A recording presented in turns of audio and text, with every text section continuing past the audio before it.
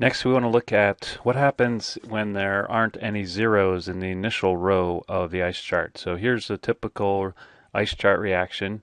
You're given the Kp 81.9. This time we start with every chemical having a pressure of 0.1 bars. Normally in the ice charts, you look for the side that has 0 for the pressure or 0 for the concentration, and you know that side has to increase. In a case like this one, there aren't any zeros, so you can't tell right away which side's going to increase and which side is going to decrease. So in a case like this, what you have to do is use the reaction quotient, which is abbreviated with capital Q. The reaction quotient Q has exactly the same form as K. Products divided by reactants raised to the power of their coefficients.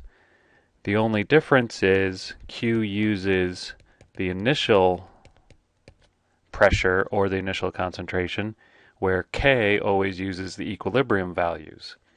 So for example, in this reaction, Q is the product, 0.1 bar squared, divided by the reactants, 0.1 to the first and 0.1 to the first, so Q is equal to 1.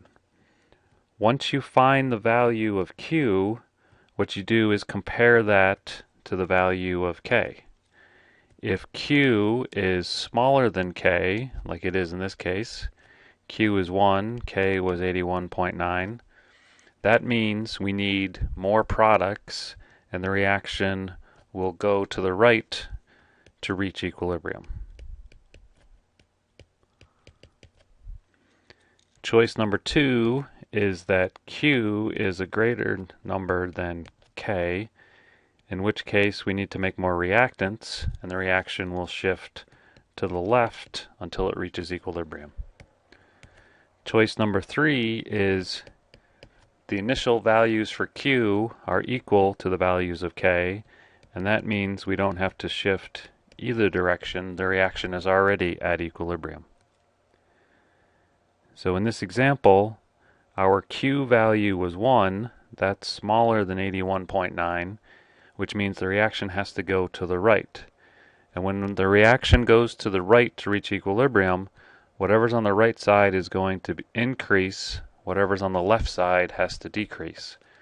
So we know that the change row is going to be negative for the left-hand side, positive for the right-hand side. And from this point on, it's just like a normal ice chart. Use your coefficients to determine the change row. Add down the columns to find the equilibrium amounts. And then you could take these values and plug it in to the K. 81.9 would be 0.1 plus 2x quantity squared divided by 0.1 minus x. This one works out to be a perfect square, so you can try this one. You can solve this by taking the square root of both sides. You should get x is 0.0729 bar.